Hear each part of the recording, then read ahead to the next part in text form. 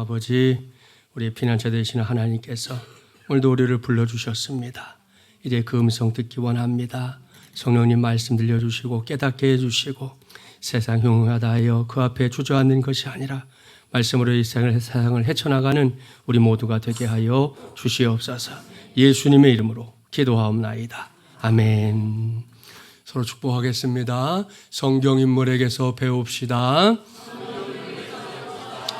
한 번 더 축복합니다. 예수님은 기묘자입니다.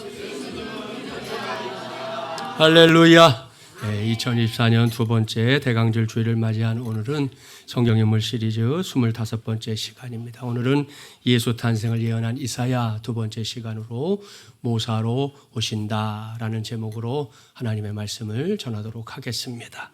오늘 봉독했던 말씀 지난주에 한번 쭉 설명을 드렸죠. 이 말씀은 예수님께서 갓난아기의 모습으로 이 땅에 오시기 전에, 그러니까 주전 8세기에 이사야 선지자를 통해 선포된 예언의 말씀입니다. 이 예언의 핵심, 다른 게 아니라 장차 이 땅에 오실 메시아 예수님이 어떤 분인가 그걸 설명해 주는 데 있다 그랬습니다. 더불어서 여기에 이제 5가지의 해석의 틀이 존재한다 말씀드렸는데요. 지난주에는 첫 시간으로 기묘자라는 예수님의 별칭에 대해서 말씀을 전했습니다. 경이롭고 놀라우신 분, 잊어버리지 않으셨죠? 오늘은 두 번째인 모사라는 별칭에 대해서 알아보려고 합니다. 이를 염두에 두고 오늘 본문 6절과 7절 우리 한 절씩 교독해 볼게요. 이는 한 아기가 우리에게 낳고 한 아들을 우리에게 주신 바 되었는데 그의 어깨에는 정사를 메었고 그 이름은 기묘자라 모사라 전능하신 하나님이라 영존하시는 아버지라 평강의 왕이라 할 것임이라.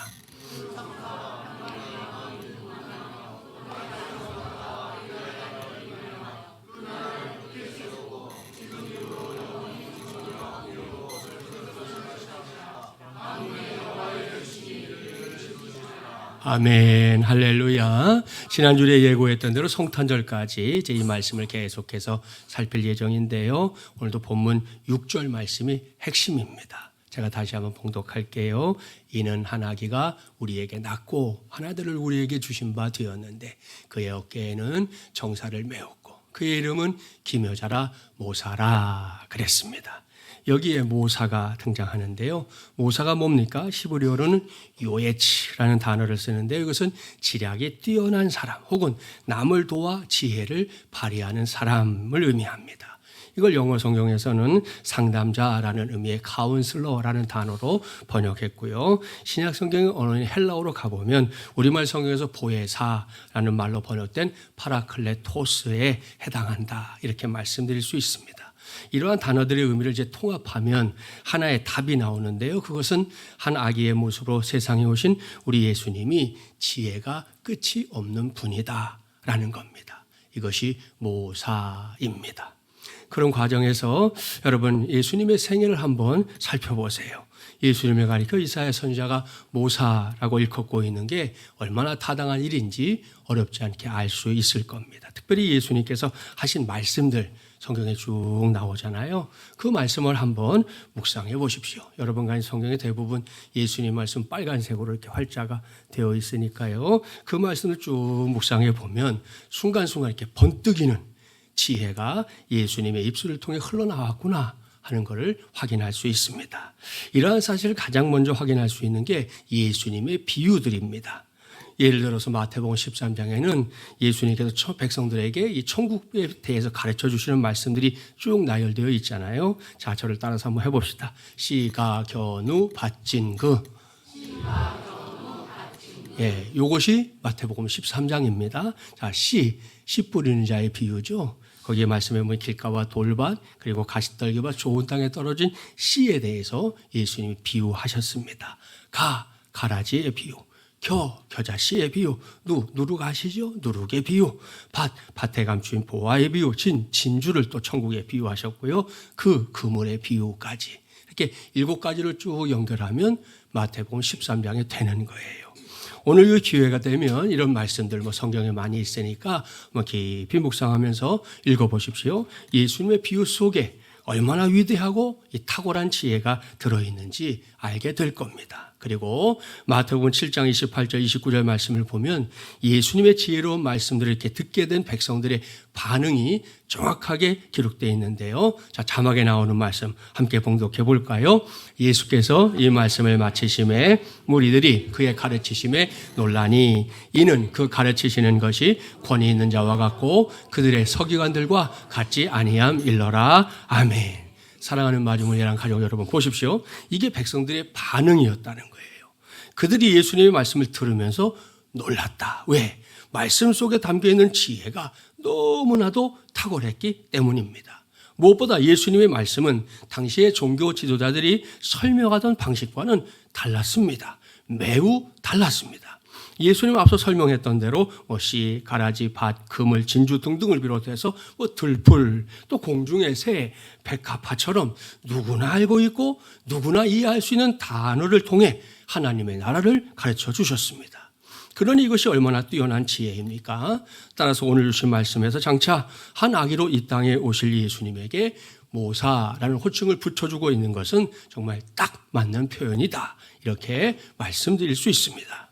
사실 이러한 지혜의 소중함은 우리의 일상생활에서도 자주 확인됩니다. 무엇보다 우리는 연륜이 깊은 어르신들을 통해 그러한 지혜를 배울 때가 왕왕 있어요. 지금은 천국 백성이 되신 고 한경직 목사님 아시죠? 살아계실 때 이제 목사님의 병문안을 위해서 이 교계의 좀 어르신들, 중진들이 일부러 찾아뵌 적이 있었는데요. 그 중에 한 목사님이 이렇게 부탁한 거예요. 목사님, 모처럼 이게 교계 중진들이 한 자리에 이렇게 모였으니까 목사님께서 후배들에게 좋은 말씀 한 말씀 해 주십시오. 그때 한경림 목사님께서 하신 말씀이 뭐냐? 목사님들 예수 잘 믿으세요. 오라. 만일 저나 여러분이 그 자리에 있었다면 어떤 생각이 들었을까요? 아니 이 어른이 왜 저러지? 목사들이 예수님 믿는 건 당연한 일인데 이 귀한 시간에 해주실 말씀이 그렇게 없나? 아마도 이런 생각이 들 겁니다. 실제로 그 자리에 있었던 목사님들 대부분이 그런 마음이었다는 거예요. 그래서 옆에 이제 앉아있던 다른 목사님이 다시 여쭸어요. 아니 목사님 그런 거 말고요. 좀 다른 말씀 해주실 수 없을까요? 그랬더니 한 목사님이 다시금 진지한 표정으로 말씀하셨어요. 목사님들 예수님을 잘 믿으세요. 제가 여러분에게 해주고 싶은 말은 이것뿐입니다. 그랬습니다. 처음에는 이 말씀을 듣고 목사님들이 당황하기도 하고 도대체 왜 이러시지? 이렇게 생각했었는데요. 시간이 조금 흐르고 나자 스스로 고개를 끄덕이기 시작했습니다. 역시 한국교회의 성자라고 불렸던 한경림 목사님다운 가르침이다라는 생각에 모두가 숙연해졌다고 전해집니다. 그렇습니다. 2024년 지금 다시 생각해봐도 한경림 목사님의 말씀은 어마어마한 지혜가 담긴 가르침입니다. 저도 목사지만 죄송하게도 목사라고 해서 다 예수님을 잘 믿느냐? 그렇지 않아요.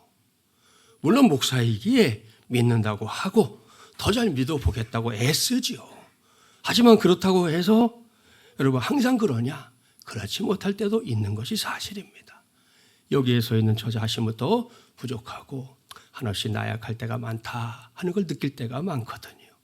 그리고 뭔가 여러분 사역을 하는 거하고 믿는 건 분명히 다른 거예요. 물론 그것이 정비례한다면 그건 뭐 너무나 감사한 일이죠. 하지만 목회한다고 해서 그것이 꼭 예수님을 잘 믿는 것이다. 이렇게 말할 수는 없다는 말씀입니다. 그래서 이제 몰라도 당시 한경림 목사님의 가르침을 받은 목사님들 가운데는 아마 집으로 돌아가는 길에 계속 그 말씀이 떠올랐는지 집에 돌아가서 일부러 전화를 걸어서 목사님 오늘 너무나 귀한 가르침 저희에게 해주셔서 감사합니다. 이렇게 전화까지 드렸다고 합니다. 사랑하는 여러분, 이런 것이 바로 지혜 아니겠습니까? 짧은 말씀이었지만 그 여운이 두고두고 이 사람의 가슴 속에 남는 그런 말씀. 그것이 바로 지혜가 담긴 말씀인 줄 믿습니다. 이렇게 우리는 주변에 있는 어르신들에게 지혜를 배울 수 있어요. 교회에서도 마찬가지입니다. 어르신들과 이렇게 이야기를 나누다 보면 그분들만이 갖고 있는 지혜로 또 이제 연륜이 이렇게 있으시잖아요. 그래서 그 요즘식으로 말하면 연식만큼 이분들이 가지고 계신 지혜가 있다는 거 종종 발견합니다. 그러니까 내 옆에 어르신이 있다면 주저하지 말고 그분을 마음을 다해 존중해 드리기를 바랍니다. 그러면 모르긴 몰라도요, 자다가도 떡 먹을 일 종종 생길 거예요. 틀림없습니다. 비단 어르신들만이 아닙니다. 때로는 어린 아이들에게서도 지혜를 배울 때가 있습니다.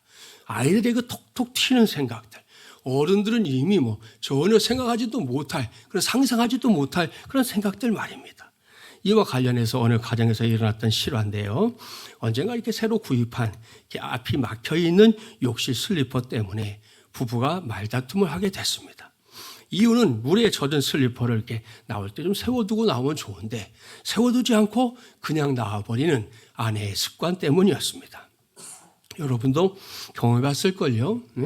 무심코 물이 고인 슬리퍼를 딱 신었을 때의 느낌 아시죠? 전혀 생각하지 않았는데 물컹할 때, 그러기를 여러 차례. 드디어 남편이 폭발하는 거예요. 여보, 내가 슬리퍼 좀 세워두라고 했잖아. 이렇게 남편이 언성을 높였으니 그 다음이 뻔하잖아요. 부부싸움이 기다리고 있었습니다. 그런데 그 싸움이 일어나기 일보 직전에 옆에서 이 광경을 지켜보던 초등학생 딸 아이가 답답했는지 이렇게 한마디 했다는 거예요. 아빠, 엄마, 제발 그만 싸우고 슬리퍼 바닥을 뚫어. 슬리퍼 바닥을 뚫어 그랬어요. 아빠가 이 말을 듣고 나니까 이 기가 막힌 아이디어잖아요. 바닥을 뚫으면 슬리퍼에 물이 고이지 않고 다 빠져나갈 것이기 때문이었어요. 곧바로 슬리퍼 바닥에다가 새끼손가락 정도의 홈을 냈습니다. 그랬더니 신기할 정도로 물이 잘 빠져나갔어요. 그 모습을 본 딸아이가 한마디도 보탰습니다. 아빠, 이제 물 안 고이지? 그니까 이제 아무것도 아닌 것 같고 좀 싸우지 좀 말어. 그렇게 얘기를 해서 아빠의 얼굴이 홍단무가 됐다 그럽니다. 보세요. 지혜를 배우고 얻는 데에는 사실 남녀노소의 구분이 따로 없습니다. 그런 의미에서 한번 축복하고 갑시다. 지금 옆에 있는 자기 아까 짝꿍 있죠? 그분의 이름과 직분 빨리 물어보세요. 모르면 알면 괜찮고 물어보세요. 자, 그런 다음 축복하는데 이번에는 고개를 숙여 축복할 겁니다. 이렇게 합니다. 아무개 성도님 존경합니다. 한 번 더 축복합니다. 당신의 지혜를 배우고 싶습니다.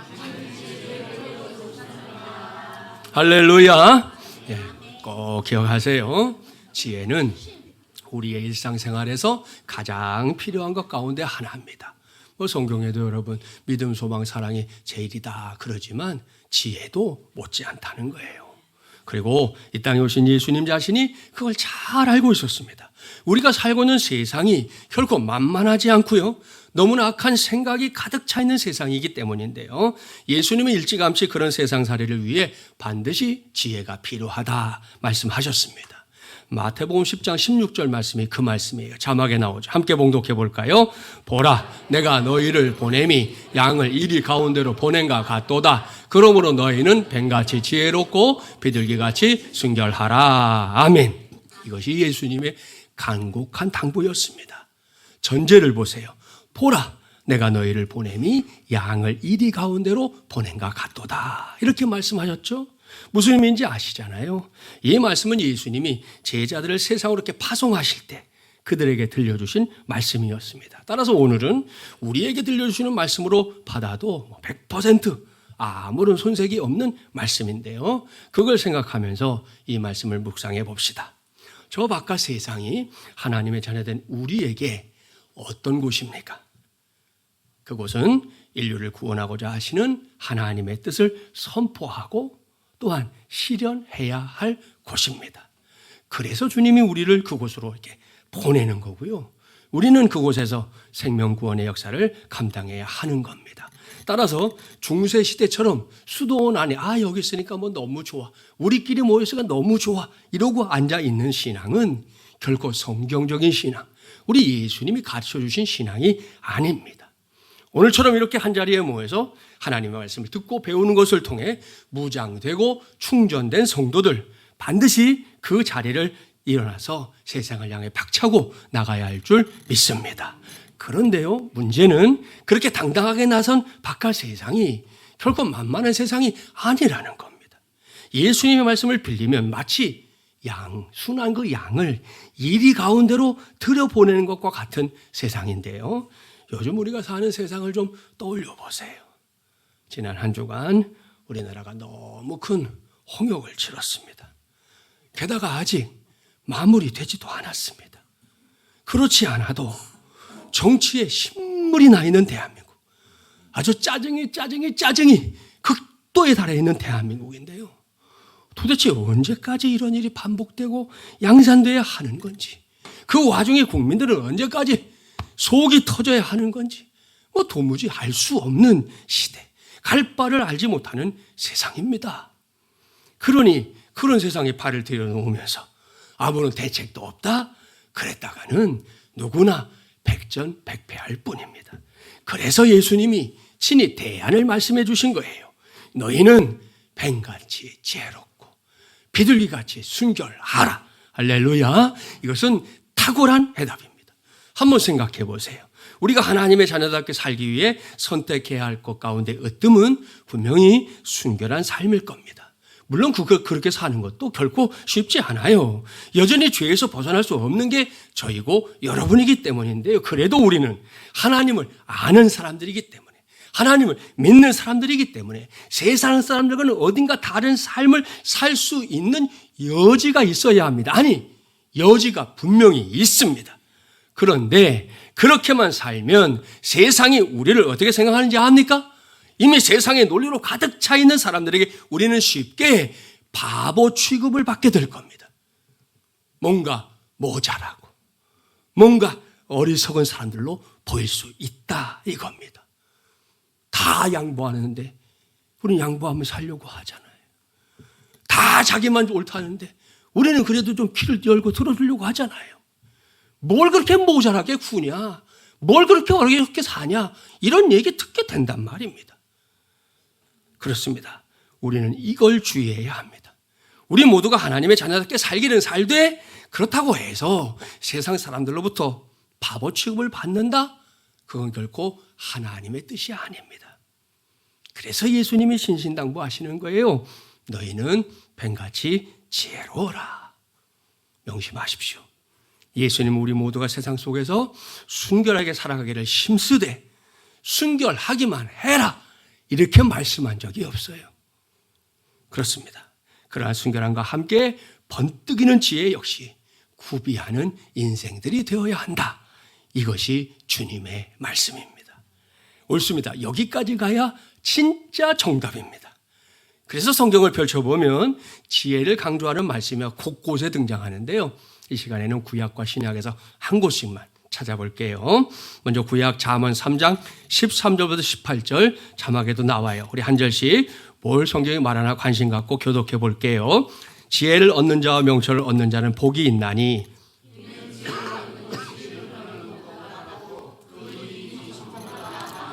지혜는 진주보다 귀하니 내가 사모하는 모든 것으로도 이에 비교할 수 없도다.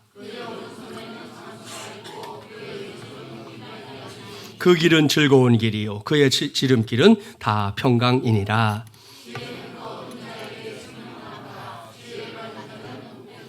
할렐루야. 자, 이 말씀 우리의 인생에서 지혜라는 게 얼마나 소중한 건지, 그리고 지혜의 가치가 얼마나 큰 건지 가르쳐 줍니다. 지혜를 얻은 자는 뭐가 있다? 복이 있다.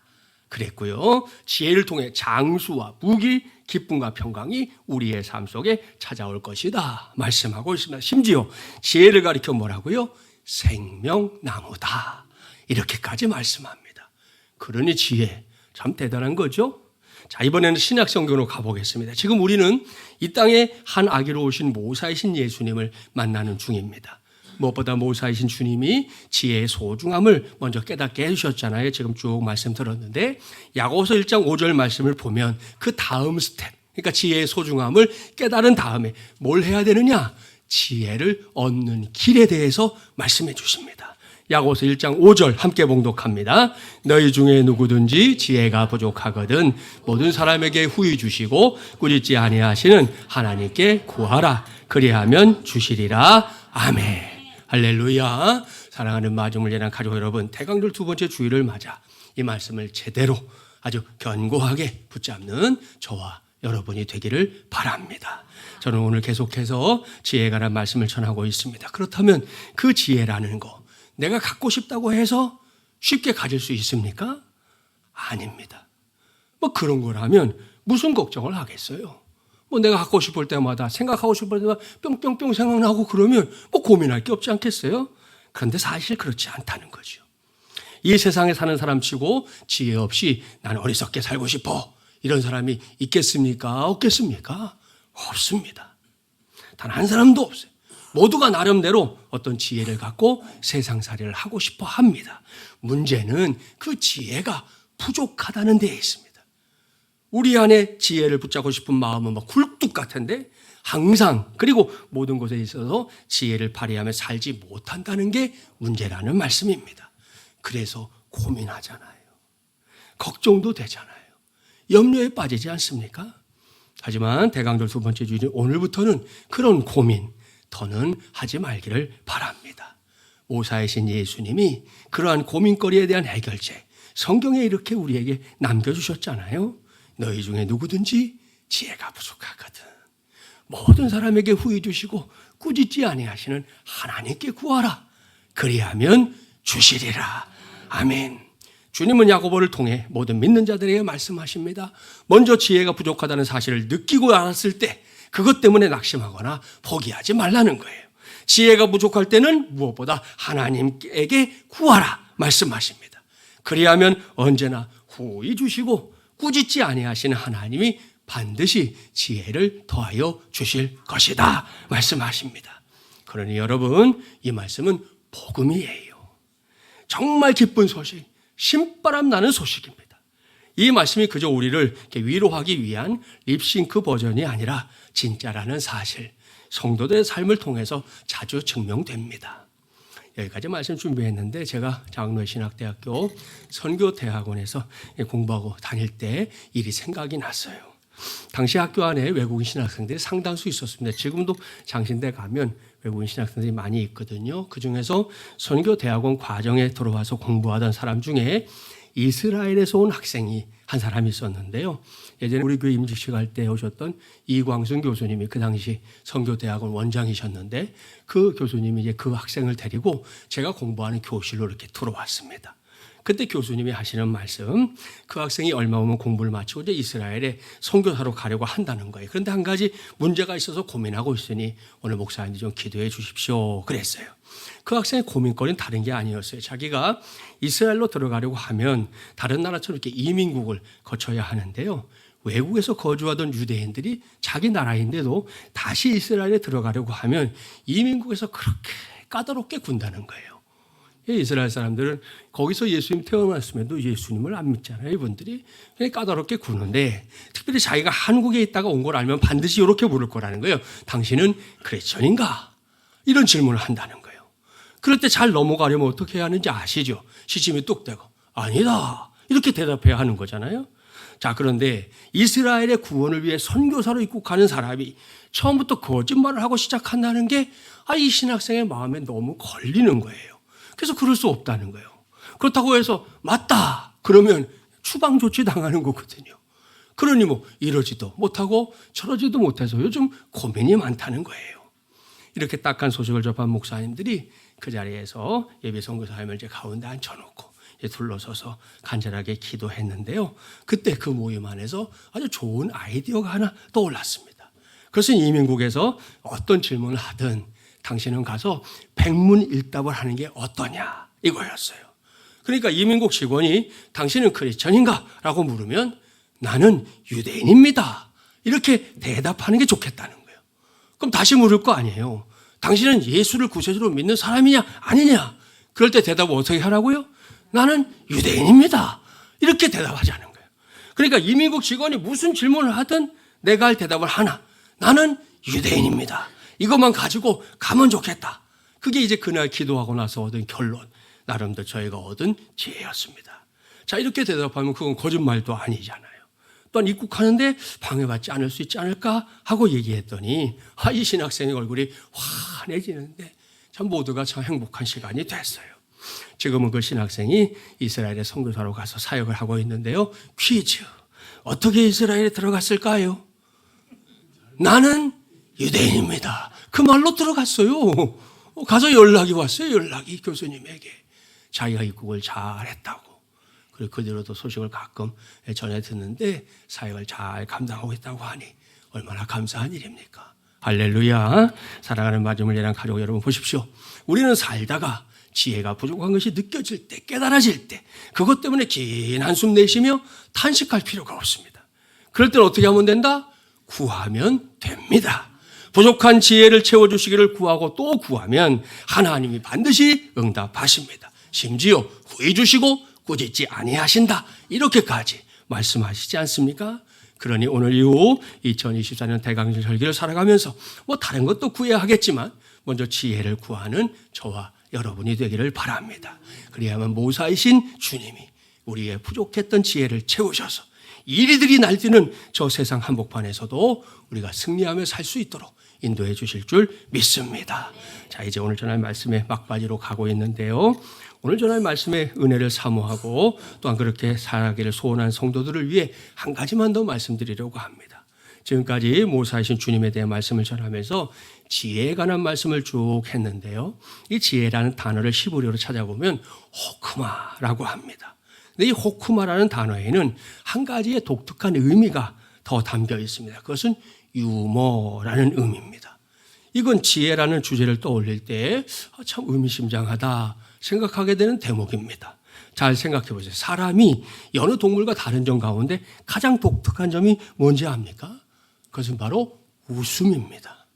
옳습니다. 여러분, 개도 컴퓨터도 결코 웃지 않습니다. 간혹 인터넷에 보면 동물들이 이렇게 웃는 모습을 찍었다 하고 올려놓는 사진이 있지만 그건 표정의 변화지 걔네들이 웃는 건 아니거든요. 오직 사람만 웃습니다. 그리고 사람의 웃음을 유발하는 게 유머고요. 그 유머는 또 영감으로부터 나옵니다. 그런 점에서 보면 이 영감이라는 거 자기 입장만 생각하는 외골수가 아닙니다. 그 길에서 어느 순간 이렇게 갑자기 뛰쳐나와서 자기가 가는 그 길을 객관적으로 바라볼 때 섬광같이 떠오르는 그리고 비춰오는 정신적인 광채가 있는데요. 그게 영감입니다. 그리고 그 영감 속에서 여유와 자유 그리고 창조력이 나오게 되는데요. 이걸 묶어서 지혜 이렇게 부르는 겁니다. 그런 의미에서 유머가 지혜가 되는 사례들을 잠깐 소개하고 오늘 말씀을 마치려고 해요. 오늘 교회에서 목사님이 성도들에게 광고했어요. 성도 여러분, 다음 주에는 거짓말에 대해 제가 설교할 예정입니다. 그래서 여러분의 이해를 돕기 위해 마가복음 17장을 먼저 꼭 읽어오면 좋겠습니다. 그렇게 광고했어요. 일주일이 지났습니다. 다음 주일에 목사님이 설교하기 전에 얼마나 많은 교인들이 숙제를 했나 싶어가지고 마가복음 17장을 읽어온 사람 손 들어보세요. 그랬더니 또 다 들었대. 그래서 야 감사하다 생각할 만한데 그때 목사님이 미소를 지으며 말한 거죠. 좋습니다. 모두가 읽었군요. 그런데 마가복음은 16장까지밖에 없다는 거 그거 모르셨어요? 자, 이제부터 거짓말에 관한 설교를 본격적으로 시작하겠습니다. 그랬다는 거죠. 참, 이 목사님의 유머가 참 수준급입니다. 모르긴 몰라도 그날의 설교 끝내줬겠죠. 예? 얼마나 찔렸겠어요, 이 사람들이. 예? 다음 어느 회사에서 쓰는 예예요. 상사가 부하직원을 이렇게 부르더니 대뜸 묻는 거예요. 자네 혹시 부활을 믿나? 이분이 예수 믿는 분인지 모르겠는데 부활을 믿나? 그랬더니 직원이 아니요. 그때 상사가 다시 말합니다. 지난주에 자네 장모님이 돌아가셨다고 회사에 말하고 결근했지. 근데 그 장모가 부활했네. 장모에게서 전화가 왔어. 그렇게 얘기하더라는 거예요. 이건 역시 지혜를 발휘하는 유머죠. 여유 있는 마음을 가지고 이 던지는 한마디. 여러분 그 유머의 힘이라는 게 사실 어떤 권위적인 말보다 더 따갑게 때로는 더 무게 있게 느낄 때가 있지 않습니까? 그럴 때 정말 참 이 유머라는 게 정말 지혜로운 것이구나 하는 생각을 우리가 하게 됩니다.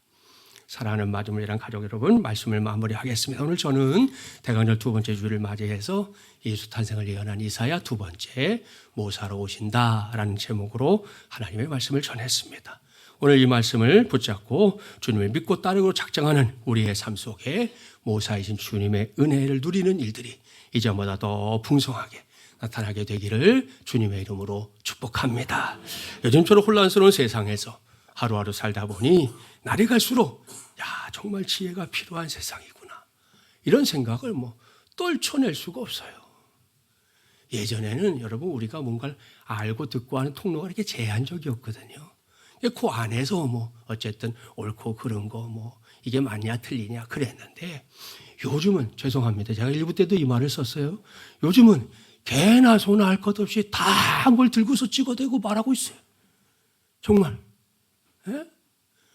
얼마나 많은 사람들이 이 짓을 하고 있는지 몰라요 지금. 이게 너무 많아지니까 진짜 어디에다 귀를 기울여 살아야 돼. 우리가 들어야 할 게 정말 뭐야, 이런 생각 여러분 안 해봐요? 예? 요즘 스마트폰 하나만 있으면 지가 방송국이래. 미치겠어요. 예? 그런 세상이 돼버렸잖아요. 정말로 지혜가 필요한 시대입니다. 하나님이 정말 우리에게 원하시는 지혜가 뭔지 그걸 붙잡고 살아야 할 시대가 됐다는 거예요. 따라서 대강절 두 번째 주일은 오늘 모사이신 주님이 우리가 허락하신 말씀에 저도 여러분도 귀를 기울이기를 바랍니다. 너희 중에 누구든지 지혜가 부족하거든 후히 주시고 꾸짖지 아니하시는 하나님께 구하라. 그리하면 주시리라. 할렐루야. 저와 여러분 모두가 이 말씀을 내게 주시는 약속의 말씀으로, 내게 주시는 축복의 말씀으로 받기를 바랍니다.